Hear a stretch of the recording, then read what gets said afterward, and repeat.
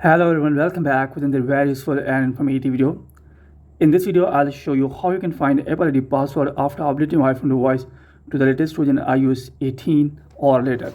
So if you have updated your iPhone device to the latest available version and now you want to find Apple ID password, then here in this video, I'll show you how you can find Apple ID password on your iPhone, iPad or any other iOS device.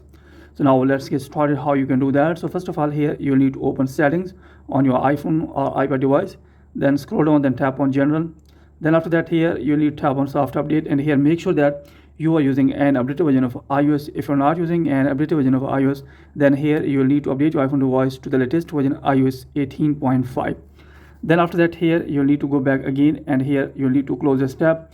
Then here you'll need to open home screen. Then after that, you will find the password application on your iPhone device. So here you can see that here is the password application installed on my iPhone device when you update your iPhone device to the latest available version. So here simply you will need to open this app. So after that, you will see this type of interface. Here you will need to tap on all.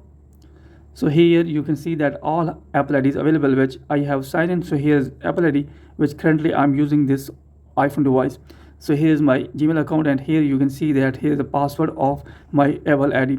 So when you tap on this, you will be able to view your Apple ID password on your iPhone or iPad device.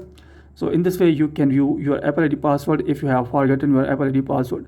So that's it from this video. Hopefully you like this video. If you like this video, then please subscribe my channel and also press the bell icon so that you can get my all upcoming videos.